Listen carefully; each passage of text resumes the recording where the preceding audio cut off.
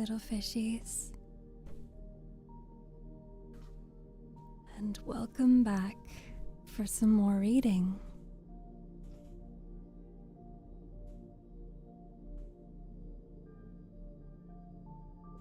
Hello. It appears as though the chat thing that I use to read chat is broken. So I'm trying to fix it. And if we have any mods that are available to watch TikTok chat, I ask that you please keep an eye on TikTok chat.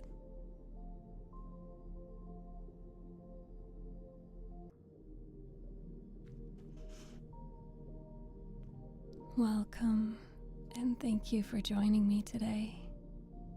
I hope that you're having a lovely day. And if you haven't had a lovely day, I hope that maybe I can help you have a good day today.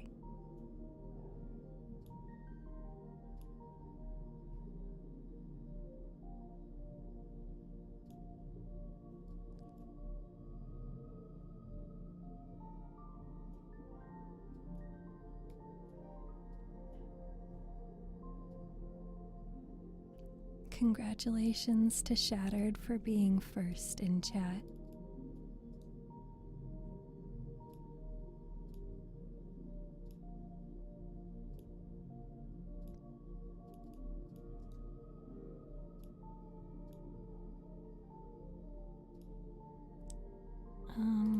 It does look like my chat is going to be broken, so unfortunately I will not be able to see any of the YouTube chat messages, so I apologize to our YouTube chat, but it is unfortunately broken. Hi Mac, it's good to see you. Hi Atine. Hi Dakari. Hi Wood. Welcome back. Congratulations on passing your finals. If you were not here yesterday, we released stickers. So now you can get the very first VTuber StephTsu merch drop, and that is stickers. So I hope you enjoy them. I hope you love them as much as I do. I love the stickers. They are so adorable. And I can't wait to get some of my own too. No, I'm fine, Dakari. Thank you for asking. And comics, and welcome to our TikTok viewers. We are going to continue reading Mal.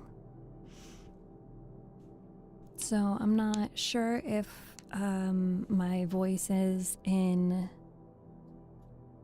I don't know if my voice is in any case to do the full voice acting for this book, but I'm going to read nonetheless. I need to clean this cup. Anyway. Alright. Are you guys ready to start reading? We do have a puzzle as well. So as we get people joining on stream, let them know that we have a puzzle by saying puzzle. And then the link will be put in chat. Yep, there we go. You can join the puzzle and solve the puzzle, and if you guys decide that you don't want to do this puzzle specifically for whatever reason, just let me know and I can delete this one and we can start a new puzzle. Hello, palito de pescado. I'm going to start reading, and I no longer have the buttons on my Stream Deck to toggle for the book, do I? No, I don't. Okay. So, do I? Oh. But where's the book? That's the real question. There is a book. Yes. Book. Where'd the book go? Oh well. I don't know why it's doing that. But anyway, let's get to reading. Put a 1 in chat if you are ready for some relaxation and some peaceful storytelling. Whoop.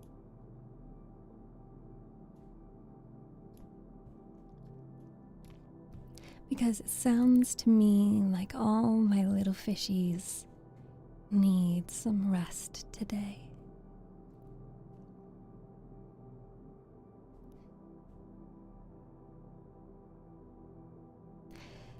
No hesitation. Okay.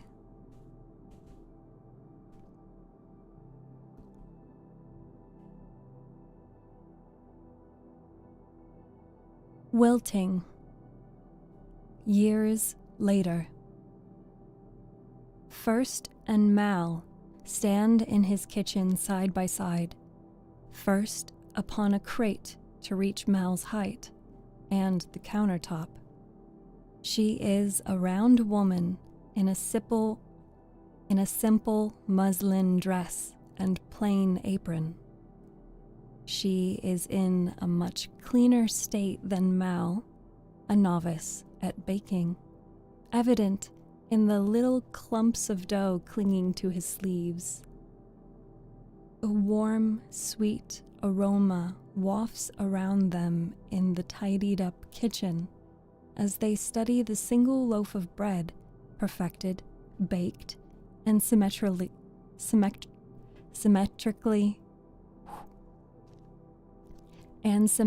shaped. First cuts a slice, movements precise and calculated like her baking. She breaks off a piece and shoves it into Mal's mouth. "Taste the hint of cinnamon," she says. "How it gives a slight kick as you swallow it. No more, no less than what I've said." Then she shakes her head and grumbles. "If only you could take my recipes with you. Memory is such a fickle thing." The bread, though delicious, is too big a piece, giving Mal more than enough time to study the taste and swallow it. Indeed, there is that hint of cinnamon, but not overpowering. Mal reaches for another piece, even as he chatters on. "Considering I don't have a human brain, and memory flows through me like water, I'd say it's better Exact measurements!" First cuts in and taps on the written recipe with fury. "Baking isn't like cooking where you can throw everything into a pot. If I didn't have this blessing planned for that ungrateful fool's wife's brother's third child, I'd go with you." After another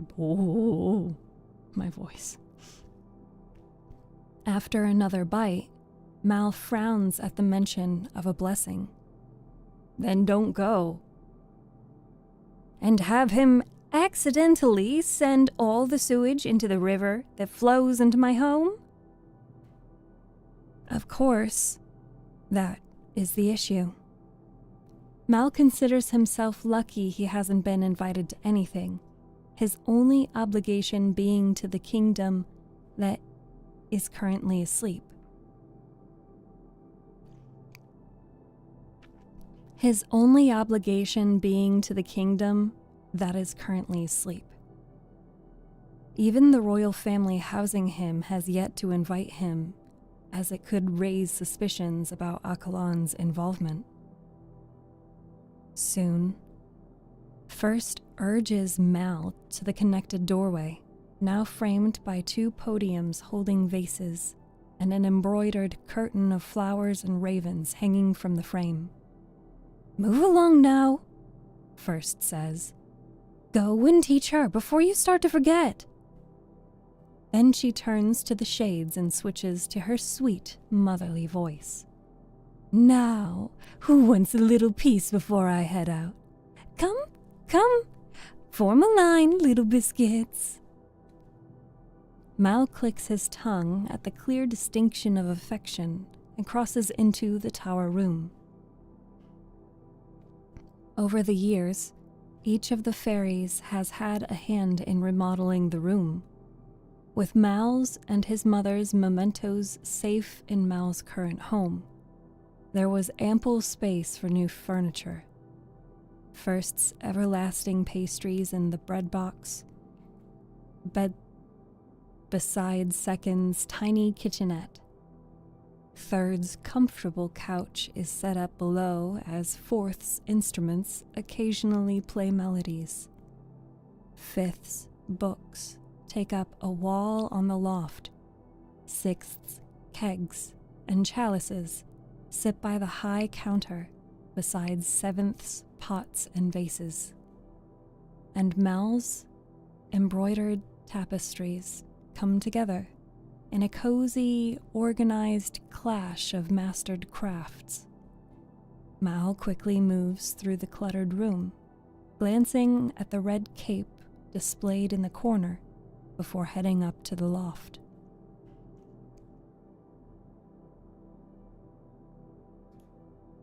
Pages of Mal's sketches and patterns lay scattered at the foot of Vespera's bed. Mal sifts through them briefly before sitting down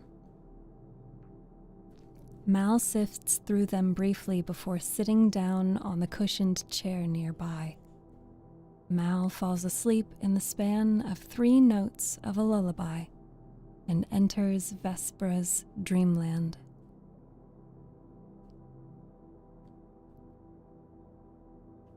Scene 2. What was once a simple forest within castle walls has now expanded into a complex, deconstructed structure. Open-walled and open-ceiling rooms float with bridges and branches connecting them. Each room is a workshop for different crafts, with all the necessary tools and projects, some completed and some half done. Beside the workshops is another massive structure, a particle barn/greenhouse. Gone are most of the fairy-like creatures and fancies, replaced by a more grounded reality. But a reality that is only possible in Vespera's dreams. Mal enters the massive dream workshop from the ground into the bakery, where Vespera, in proper baker's clothing, awaits, tapping her foot. "You're late," she says. Mal clasps his hands behind his back as the dream changes his clothes to a basic set, with an apron and linen over his head to hold back his thorns. He raises an eyebrow as he comes to the counter. "Time is a little warped here. I am, in fact, on time." The recipe appears in his hands with a snap, and he checks how detailed his memory was transferred over. "Everything seems accurate." Vespera scoots to his side to read along when he sets it down. "With baking," Mal instructs, "we have to follow what it says to an exact measurement, or if it falls out of balance. We have to follow what it says to the exact measurement, or it all falls out of balance. We aren't throwing everything into a pot and calling it soup." Vespera nods with rapt attention while she ties her hair back. "I see." doesn't seem too difficult to follow. Her words drift off as she notices a strand of... Whoop, wrong voice.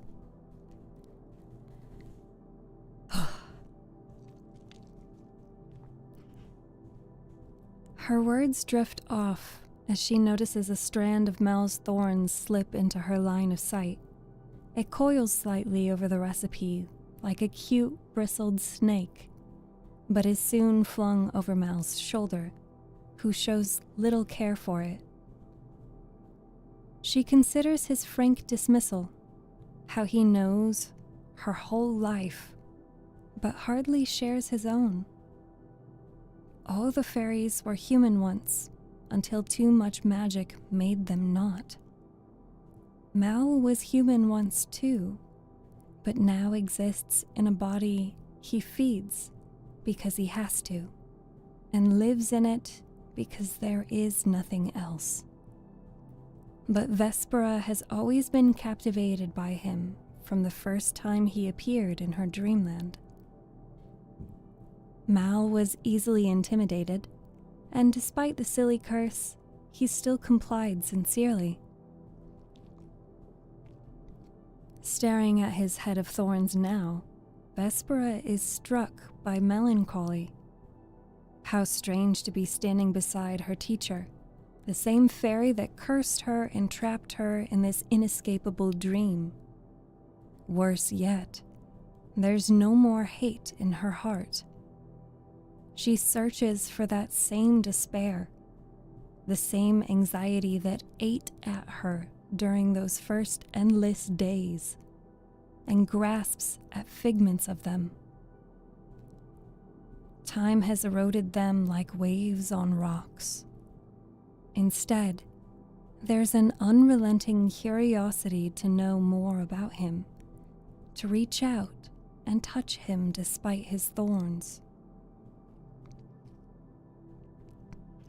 Her body moves in time with her thoughts, and her gentle hand comes up to pull back a thin strand he missed. But she pricks her finger instead. Mal gives her a side-eye, and the exasperation is evident in his tone.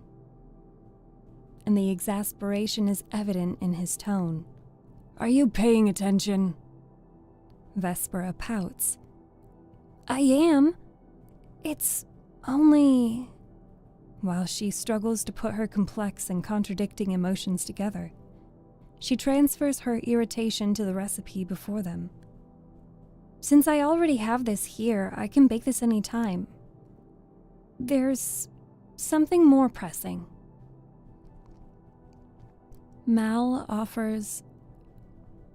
Mal raises an eyebrow. And what would that be? Offering no clear explanation, Vespera pulls at her hair, flustered, and lets her mouth run off. You see, I no longer know what to do with my hair. I want to try new styles, do something different.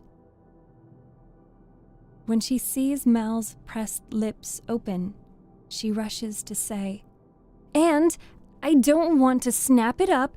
There's no point if I can't learn it and recreate it once I'm awake again. With a deadpan look, Mal snaps a mannequin head with long, luscious locks onto the counter and starts to make his way out. Okay, have fun. Vespera catches his arm and pulls him out the door. Like a spoiled princess, she gets her way, and Mal finds he can't resist her. He can complain and look for the quickest way out of her dreams, but he is powerless as long as she holds him there. Because, in the depths of his non-existent heart, he knows she's the only reason he gets up anymore, why he desperately searches for new things to teach her. Without her, he'd be imprisoned in his own dreams, and the thought scares him.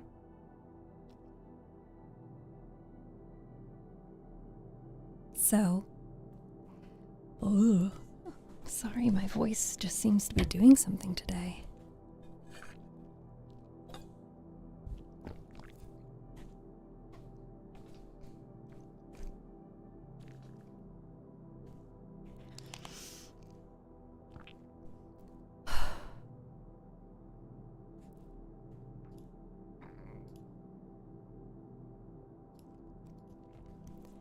So, he goes along with her whims and listens to her chatter. "No, no, no," she says.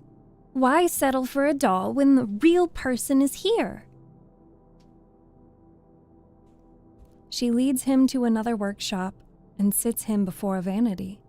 Mal grimaces at his reflection, his wiry head of thorns, and rolls his head back to look Vespera in the eye. "In case you haven't noticed, I don't have hair." Unperturbed, Vespera picks up an ivory brush and wiggles it in front of his face. "In case you haven't noticed, this is my dream." The moment the bristles touch the thorns and swipe it down, the thorns snap off, and vines are broken into strands of hair. Mal is breathless at the smooth and graceful movement of the brush. His eyes are enraptured by the transformation in the mirror, his thorns raining down at their feet. He can't bring himself to touch it out of fear of suddenly waking up.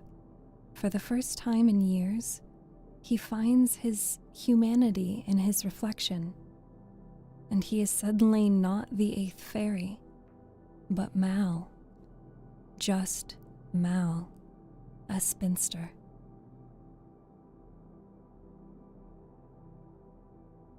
"It's how I imagined your hair would be. Long and dark," he hears Vespera say. "And when the sun shines, it will shimmer a deep emerald, like Daisy's wings." Mal remains silent, his expression carefully neutral as his fingers clutch onto his robe on his lap. Vespera's voice is like a lullaby as she sets down the brush and starts weaving his hair with her fingers, effortlessly and tenderly. "My mother used to fix my hair. I remember her gentle hands and her silly songs. But she became so busy that my nannies took over. I was 7 the last time she brushed it. And I've never had the confidence to ask her. She has a kingdom to rule, after all." After a pause, she asks, "How is she?" "She's sleeping. In the ballroom, I believe." Her hands slow. Mal glances up at her reflection to find her gaze lowered. "Do you visit her dreams too?" Mal reverts his eyes to his hair. "No, only yours." "Oh, I see." A thin braid thumps against Mal's back. They avoid looking at one another through the mirror. Mal feels the hesitation in her fingers as she braids another section of his hair. Could I share a dream with her? Like we're doing now?" she asks. Mal bites his lip. Despite his open ribcage and the emptiness his roses live in, something feels compressed, stifled. He wants to run away, yet he also wants her to play with his hair, like his mother used to. He swallows down his discomfort and manages to keep his voice a little playful. "I'm under your curse, am I not?" "You are." She brings the braids together to weave them into a thicker braid. "I'll ask the third fairy," Mal says. For a brief second, their eyes meet before Vespera resumes her work. A soft smile forms on her lips. "Thank you." Pause. "And there's one more thing." Mal chuckles as he fiddles with his fingers. What's making you shy today? I'm not.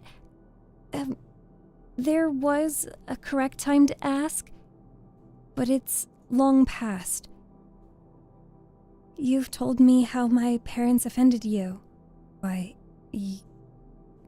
never about King Pelias. I'm sure you know all about Pelias. When he rolls his heads with a derisive laugh, he feels a yank and keeps his head still. I know what I've been taught. That he was a good king, had a fascination with magic, and rid the kingdom of the shades, though he never shared how. I want to know how he offended you. Mal opens his mouth, but then closes it along with his eyes. Vespera's nails graze the top of his neck, lifting his hair. And he remembers his mother's hands playing or fixing his hair when she comforted him. How she'd ask him what was wrong and wait until he was ready to talk, however long it took. And he always talked because she listened carefully, just like Vespera is doing now. When he opens his eyes again to see his fingers unfurled on his lap, the words pour out like a long breath he's held for so long.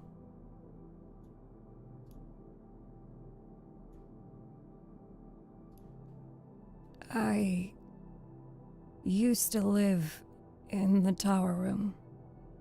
Mother and I spun thread for Pelias and his family. He was my friend. I always knew he would be a great king because he loved his people, and I trusted his judgment. So when he devised a plan to get rid of the shades, I followed without question. But things went wrong. We were trapped in a cave, surrounded by them. The only solution was for me to stay behind as a beacon for the shades while Pelias escaped. He promised.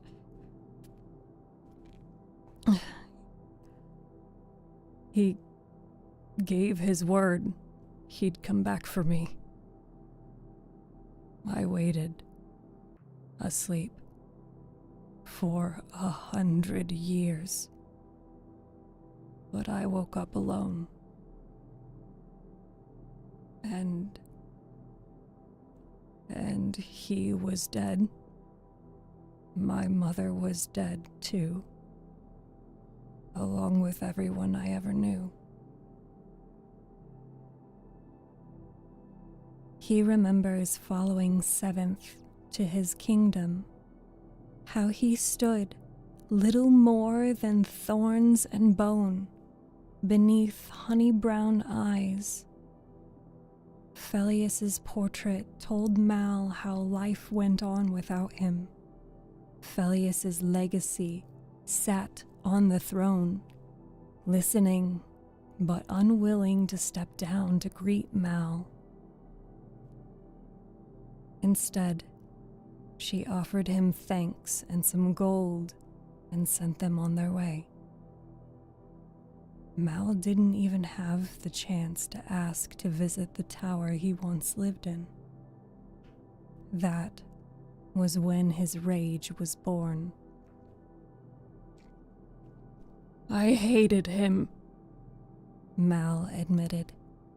I hated him so much. For moving on, getting married, having kids, for being happy without me. He lets out a dry laugh. And all I got was this wretched body. The final pin slides into his hair, and Vespera's touch disappears. At last, Mal lifts his head and sees another person staring back at him, his bountiful black locks braided and wound around his head. How lovely this man was. How lovely Mal could have been. Behind him, Vespera says, "Maybe he was never able to get to you." Perhaps, Mal thinks, yet says nothing. Vespera's voice becomes somber. "He passed when my grandmother was young.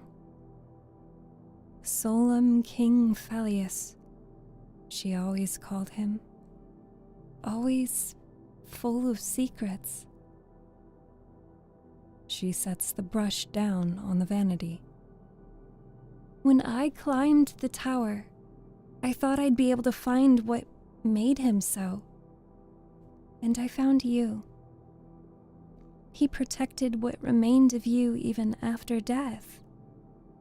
"It doesn't matter anymore," Mal scoffs. "He's dead." The pain, scorn, heartache, and acceptance in his words strike Vespera's heart. And she finally understands. She sees all that led up to this moment. Like a veil falling away, she sees King Phallius's portrait in the castle, grandiose and out of reach. The spinning wheel she never considered the existence of, and she sees Mal in front of her so tiny, so human. Human like her. Like all other people in her life living on the same land. Everyone has struggles, dreams, and regrets. The people who cooked her food, sewed her dresses, attended the gardens, plucked the flowers, and arranged her vases are all human. And when they are hurt, or feel cornered, or abandoned, they lash out. Despite having cursed her, Mal returned, again and again, to teach her about a world she had lived apart from, safe in her castle. Recalling Mal's stunned face when she cursed him, Vespera couldn't help but smile. Even the 8th fairy can fall to the whims of a girl. With her mind at peace and her heart filled with empathy, she wraps her arms around Mal's neck and kisses the side of his head. "I'm still here," she says. "You are my teacher, but I also consider you my friend, and I'd be overjoyed if you see me the same." Her honey brown eyes lock with his through the mirror. "And I'll never give you my word. I'll show you with my actions instead."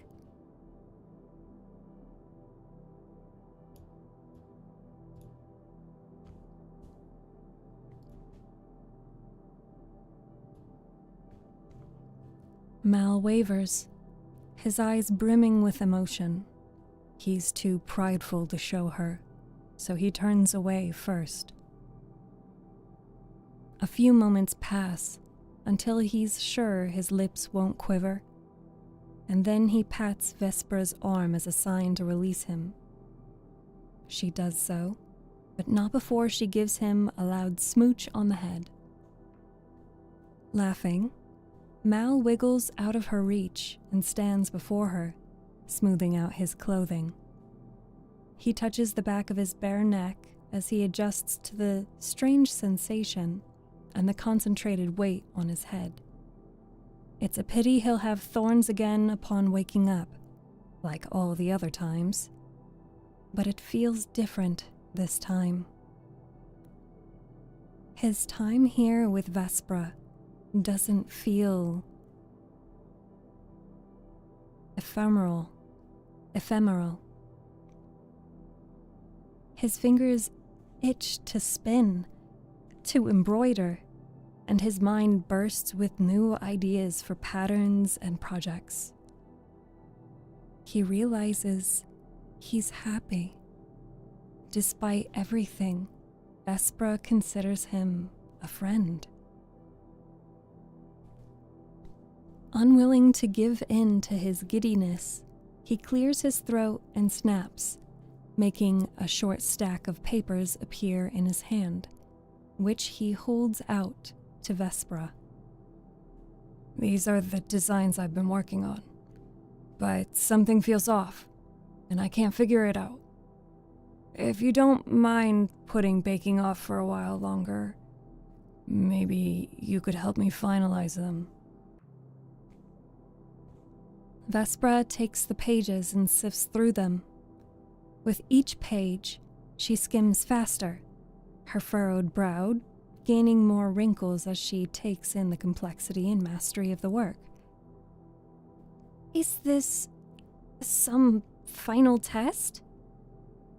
Excitement flares in her eyes, and she grips the papers tight to her chest.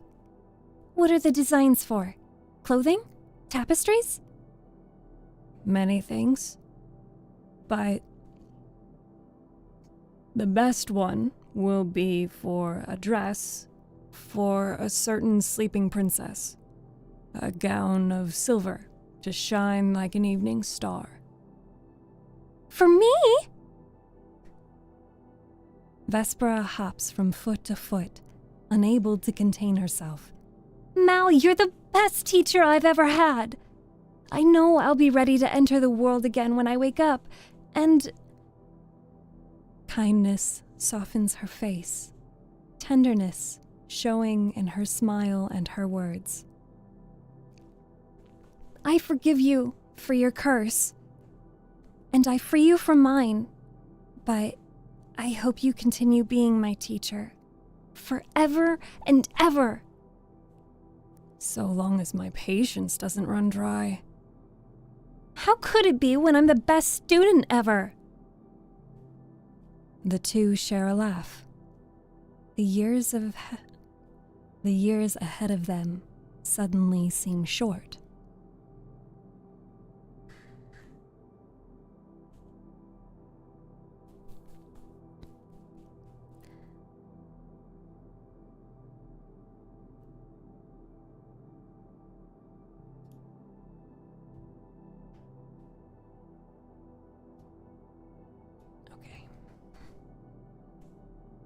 Scene 3. Mal wakes up in his seat beside Vespra. He takes his time tucking the sheets around her and brushing her hair out of her face. Then he rushes out of the tower, back into his room, and out the back door to the garden. His thorns beat against his back as he runs to the shrub with bell-shaped flowers hanging down. Mal cups a flower, raises it to his lips, and calls out, He cuts himself off and switches. Seventh!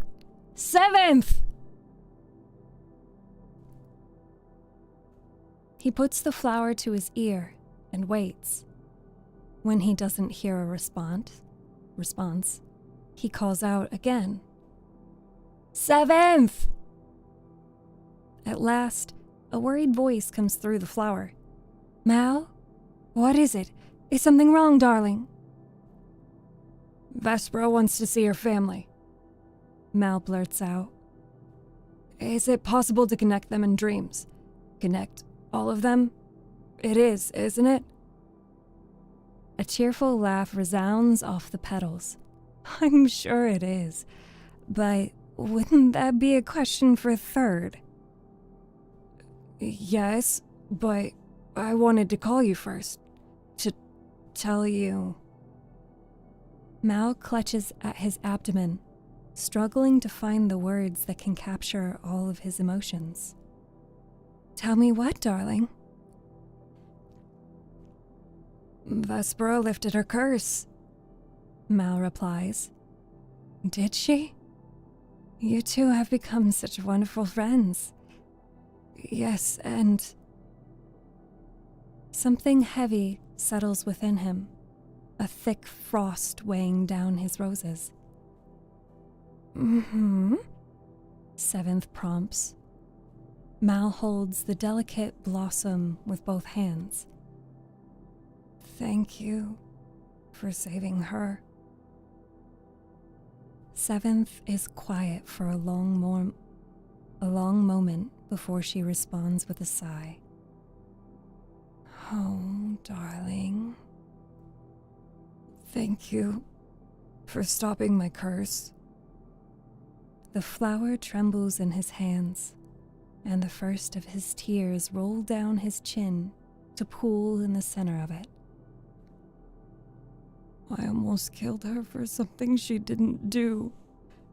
I could have killed someone so kind, so bright. The red corner of a blanket unfurls out of the white cradle. It is cold. It is dead. A sob racks through his throat. Without you, I'm a monster. You saved us. You always save me from my stupid mistakes. Snot dribbles out of his nose.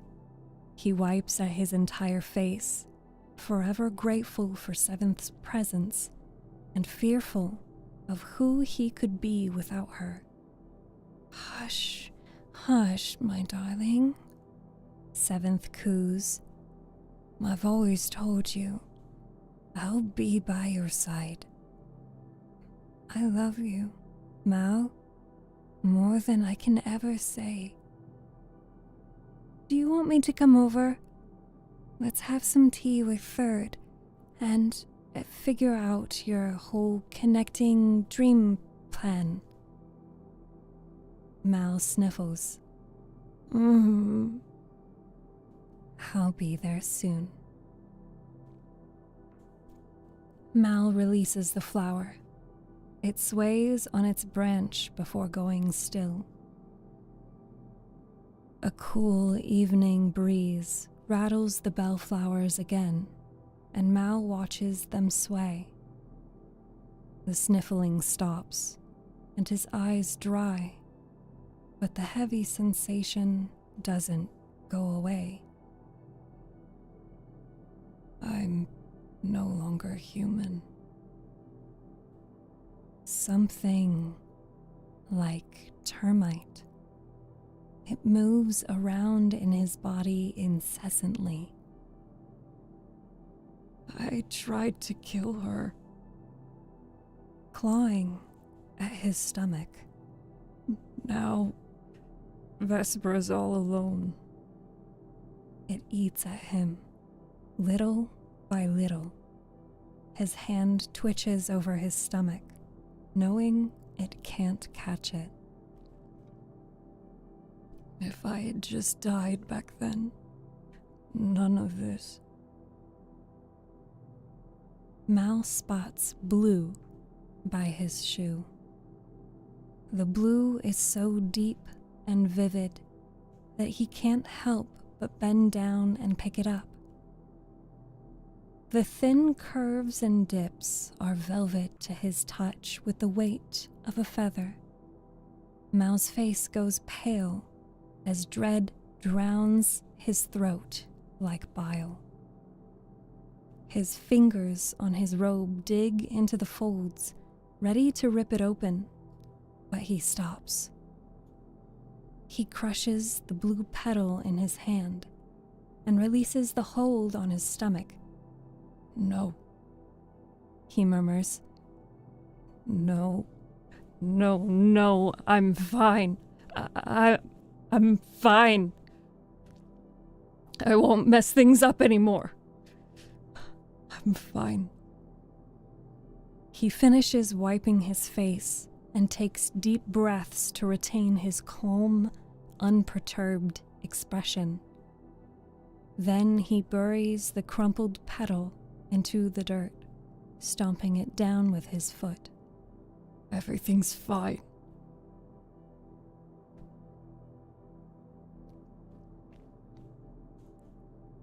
Flashback.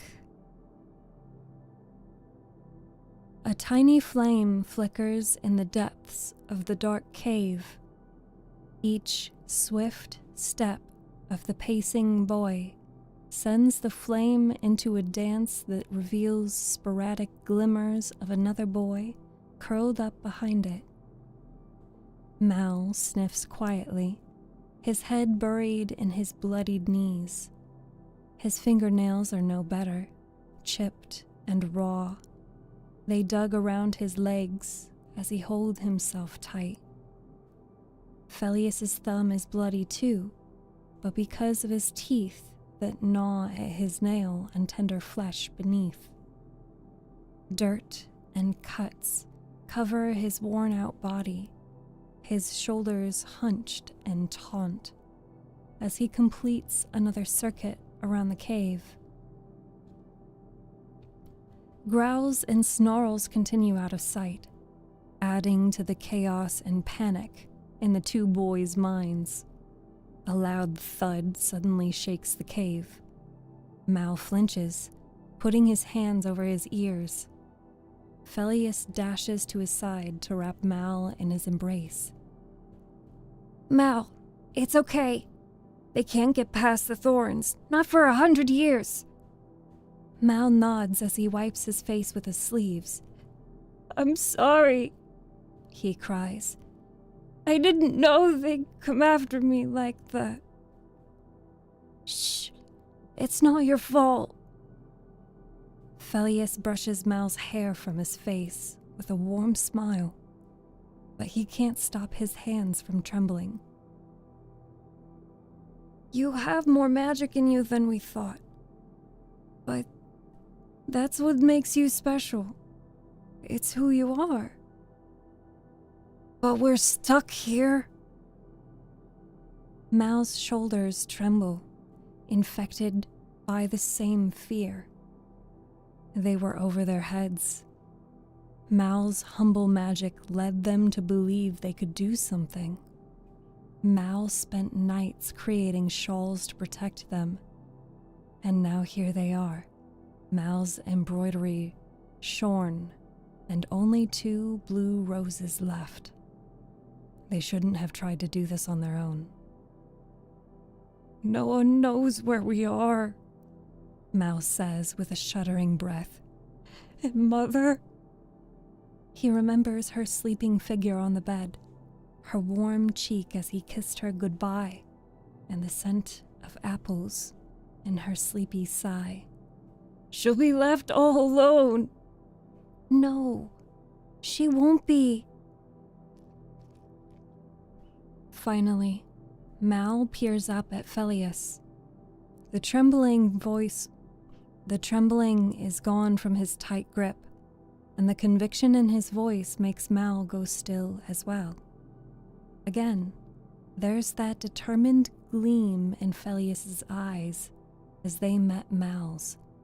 I'll get us home, Felius says, and Mal believes him. Felius grabs the shrinking candle and searches the small cave frantically. No nook and cranny is overlooked. Felius crawls on his knees, hope pounding in his ears, faster with each passing minute. When the candle nearly goes out, Felius lifts it away from the draft and calls out excitedly, Mal! Mal, look! We can sneak out through here! Hope sparks Mal's body into movement. He joins Felius on the ground. There's a small hole in the wall, one they'd have to crawl through on their stomachs to fit. Mal stares into the unknown, and panic slowly sets in again. Even if they make it out, Even if they don't wind up trapped deeper into the cave, the shades outside will find him. Mal prods at the bite wound on his left arm, and a sharp pain flares. His breath hitches as the attack flashes in his mind all over again. The shade latching its fangs into him, unwilling to let go even with Felius' sword protruding from its head. But the moment I leave, they'll sniff me out. They'll get us. Mal stares at Felius' profile as he stares at the opening. Wheels are spinning. Minutes pass by as the snarling continues at the cave's entrance. Then the spinning stops. Felius looks down at his hand, holding the candle stub. Trails of wax flow down his skin. They bend and crack when he squeezes the candle. All the tension in Felius' body burned out, his shoulders drooping to resemble what remains of the candle. He sets the candle down between them and shifts on his knees to face Mal.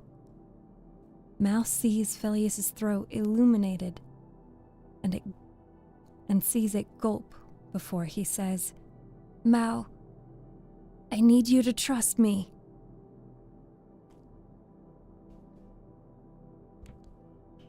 Slowly, Felius reaches into his bag and pulls out the sleeping potion.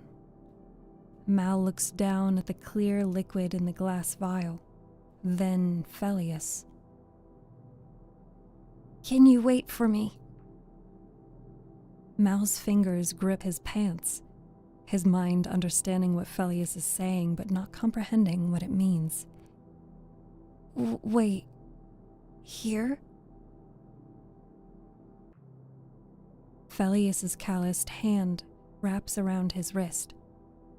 The affection, the love in his caress, helps soothe him as he comes to the same conclusion Felius did. He knows what Felius will ask of him, and Felius' hold on him is the only thing keeping him grounded. "The thorns won't give," Felius says. "And once I plant a rose to cover this hole, you'll be completely safe. If you take this potion, you shouldn't feel hunger or anything else while asleep. Wait for me here, and I'll bring help. I love you, Mal, with all my heart. I swear I'll come back for you." Mal takes the potion with a quivering hand. His reflection gazes back as if he's locked behind the glass. Even the sounds around him seem dull and muffled. He is tired. So tired. After a deep breath, he folds his fingers around the glass and makes his decision. There is nothing else they can think of. There is no other plan with less risk. Though it's only a year difference, Mal settles into his role as the older one and slips his hand from Felius to place it over his. "I'll do it." Felius' eyes gloss over with wetness, mixing with the pain and horror of what he asks of Mal. Yet he holds it back. Mal can't help but be enamored by Felius' restraint. With a shuddering deep breath, Felius turns his hand over to clasp Mal's. "If I'd been smarter, we wouldn't be here. This is all I could come up with. But I promise to come back. I'll bring an army just for you." The edges of his eyes turn red as he forces himself to chuckle. "And then I'll wake you up with a kiss." Mal laughs and wipes his tears away.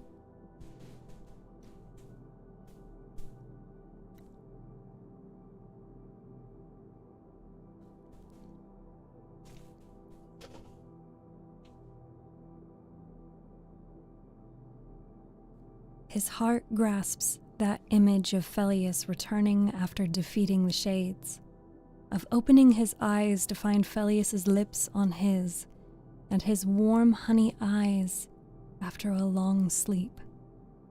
Then they'll return to a kingdom that welcomes his magic, all the magic, where his mother awaits, ready to scold him with tears in her eyes.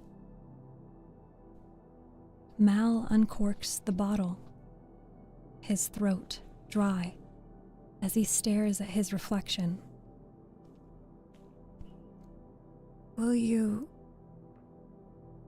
stay with me until I fall asleep?" Pelias squeezes his hand. "Of course."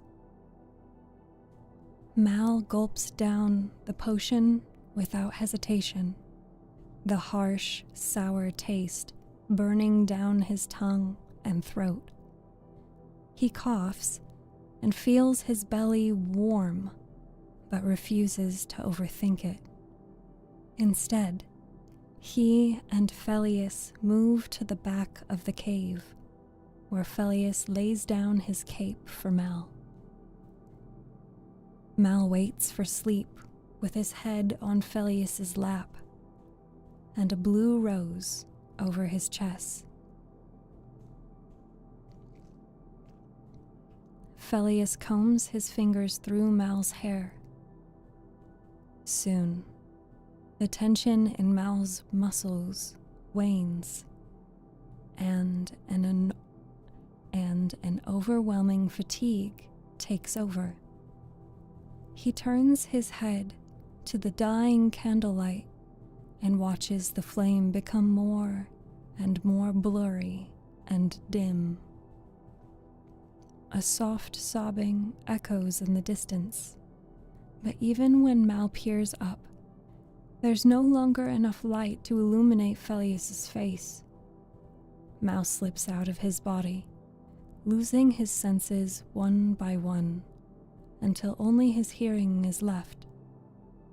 Like a distant voice riding the wind, he hears Pelias's last words to him.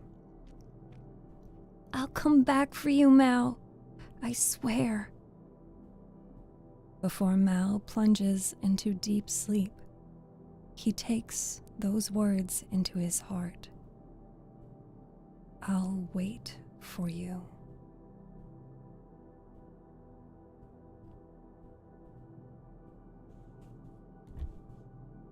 That is the end of that chapter. It was a very long chapter, but that is the end of that chapter. Welcome to Dewey and Talbots and Lynx. And if that's how you say your name, I'm so sorry that I could not answer you while I was reading, but you had asked a question about how to become a voice actor. Practice. Practice and practice and practice and practice. Finding opportunities, creating your own opportunities, auditioning, building a portfolio. I feel like it's pretty general information. It's pretty common to do that. Thank you for the hydrates. I am out of water now. I think that this might be a good time for me to go refill my water, and we could be on the Be Right Back screen for a little bit. Gasp. Yes, more water. So I hope you enjoy the reading so far, and I will be back shortly after I get a water refill. Highly encourage you to drink water and refill your water as well. I'll be right back. But in the meantime, you can solve some puzzles.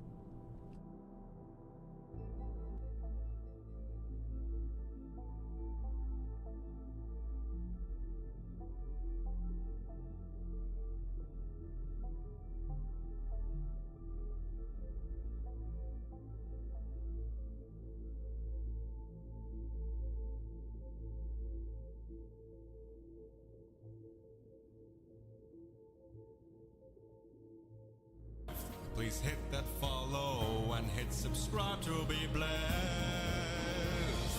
Toss some bits at your streamer, your wallet's aplenty.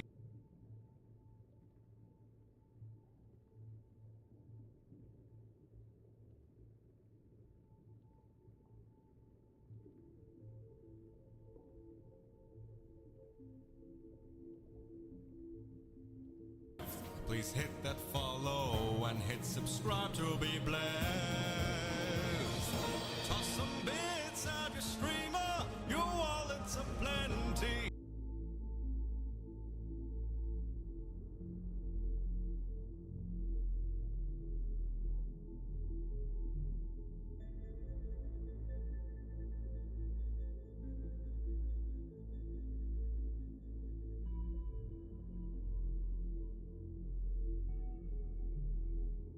Please hit that follow and hit subscribe to be blessed. Toss some bits at your streamer, your wallet's aplenty. Please hit that follow and hit subscribe to be blessed. Toss some bits at your streamer, your wallet's aplenty.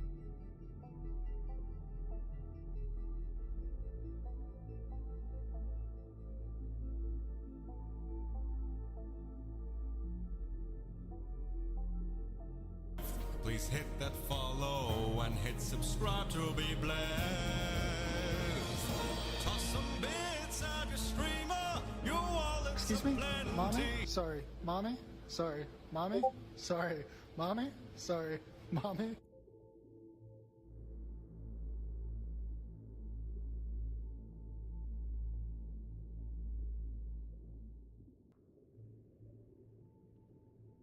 Excuse me? Mommy? Sorry. Mommy? Sorry. Mommy? Sorry. Mommy? Sorry. Mommy?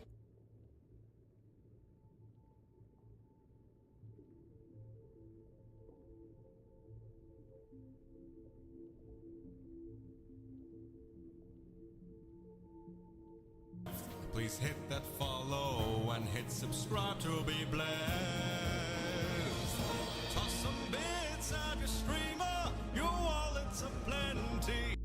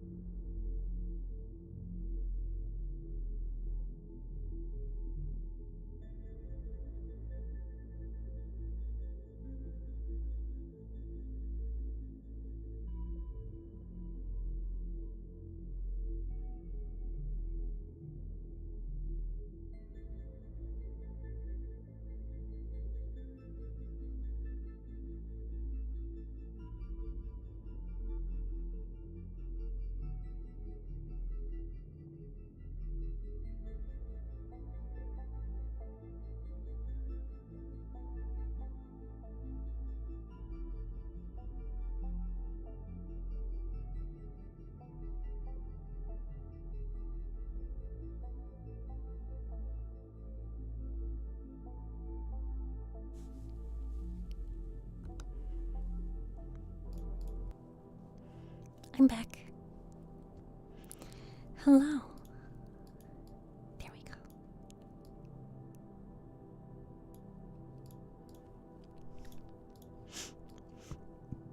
My nose is a little itchy. Excuse me.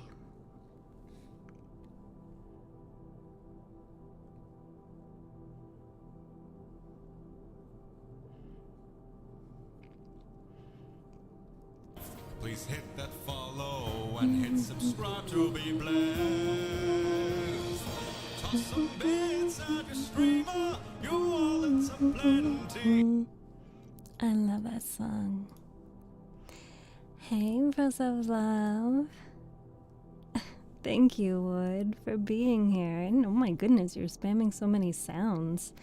And you two ASMR mans, oh my god. Were you guys like going on a rampage or something? Daza, thank you for welcoming me back.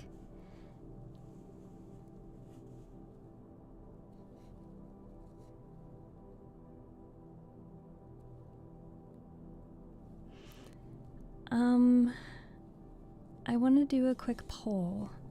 I know that, you know, it's been a while since we've gotten to do a reading stream, and so I ask this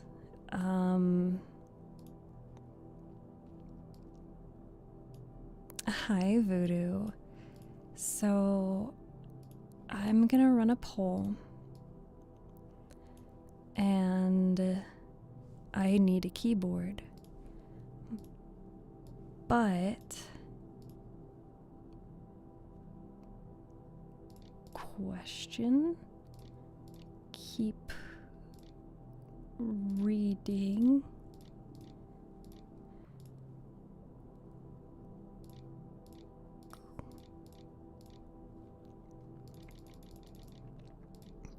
Okay, so I'm gonna put up a poll for 2 minutes. Do you guys want me to keep reading or end stream? Because I am very hungry and I am tired, and I know I don't talk very often about my chronic illness, but I have had a very rough past 4 weeks of being very symptomatic. So today, my nervous system, on today's episode of my nervous system is fucked up. I am sweating. At the same time, my hands and my fingers and my toes are so cold. It is extremely uncomfortable.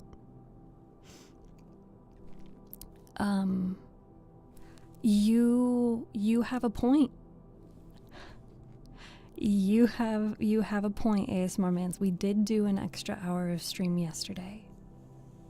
So I just wanted to do a poll and see, you know, what you guys would be interested in or comfortable with. Because I never, especially after we start stream, I hate to, like, you know, suddenly short stream you, I guess. But I've just, it's not like I can't do stuff, but I'm just really uncomfortable right now. And it's nothing that I can do, and it's nothing that you guys can fix. But it looks like we've got a couple of people who said that we should just go ahead and, you know, do the comfortable thing and end stream. So I'll go ahead and do that, and I'll get my dinner. But just know that I did get my water here. Tappy tappy, we got my water. My water is full. I just need to eat food now, which is crazy that, like, why am I so incredibly hungry. I don't know if anybody could hear, but I could certainly hear my stomach growling while I was reading that one chapter. Yeah, I was actually I had to keep my hands on my stomach and like pressing into my organs so that you guys wouldn't hear my stomach growling. On today's episode of My Nervous System's Fucked Up,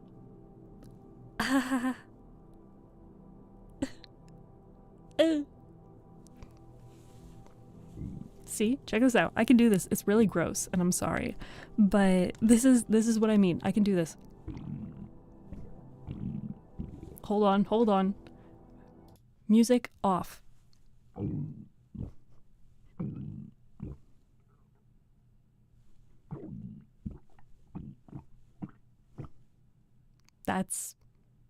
I can do that. Like, I am manually doing this. Like, on today's episode of My Nervous System's Fucked Up.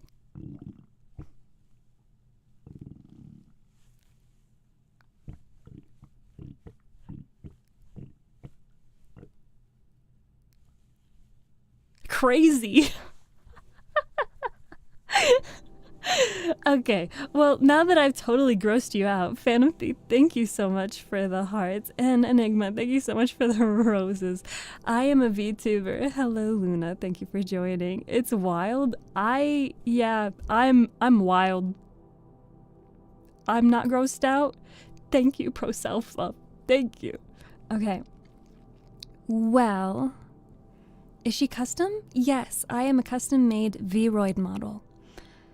If you guys didn't know, we did do a merch release yesterday, so we have released some brand new merch, and if you haven't already checked out the website, please take a look at it. I absolutely love the stickers, and I think you will too. Let me grab this so that I can show TikTok chat. Here you go, TikTok chat. These are the stickers. They're super duper cute. And I haven't yet put the link in my whatever, the beacons link. I haven't put it in beacons yet. So it'll be there soon, like tonight, eventually, at some point.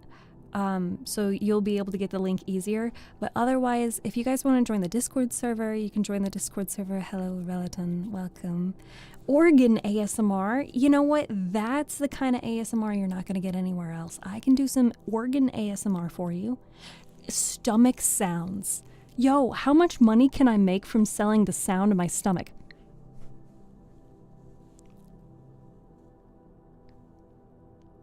Who wants stomach rumble ASMR?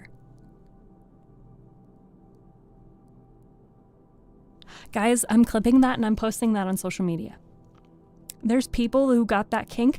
Never mind, I might not be posting that on social media. Oh, Luna, amazing timing with that. Sounds like money. Yes, every time my stomach grumble. Cha-ching. Okay, do we have anybody that we want to give a raid to? I think there is Moog, and we love to support Moog. Let's go hang out with... Yeah, let's go hang out with Moog. Moog is doing some reading, and I don't know how much longer they'll be going, but you just got here. What did you miss? The entire stream. I'm sorry. But if you guys have just gotten here, hello, my name is Steph. I read books and stories on stream, and I've been told that I have a very relaxing voice, so you are welcome to fall asleep or lay back and, you know, just be relaxed and stuff. We do also have online puzzles that you can solve while you listen to me read to you. And otherwise, please check out the merch. If you're watching on Twitch, we are going to raid and support another creator who is also reading. I can't relax, I'll fall asleep. Okay, then don't do that, but you should still hit the follow button. And if you are not already part of the Discord community, please join the Discord. You will only get notified what you choose to be notified for. Otherwise, I'll be back next week on Thursday for more live streams. I am not going to be live tomorrow or Saturday, so please keep an eye out for schedule updates. I will be back on Thursday at 6 p.m. Eastern Time Zone. Otherwise, if you want something to listen to until then, I have a lot of videos posted on YouTube, and I believe the last one that I posted was an ASMR roleplay, which interests some people. So if you are watching on YouTube and TikTok, the stream is just going to end for you, but if you are watching on Twitch, we are going to raid out. So please do !raid, copy the raid message, and join us along. Please be on your best behavior. You know the time of stream it is. This is the part where we say our good nights, our goodbyes, and our see you tomorrows. I will be back again next week, Thursday, 6 p.m. Eastern Time Zone. I don't know what I'm going to do, but I'm probably going to be reading this book again. I love it, and I hope you are too. Thank you to everybody who gifted any subs. I don't even know that we had any. Thank you to anybody who gave... Yes, we had... Thank you to Talbot for resubscribing. And thank you, ProSelfLove, for the stream streak. And thank you to all of the gifts on TikTok. And thank you to everybody who followed and subscribed, no matter what platform you're on. Have a good night.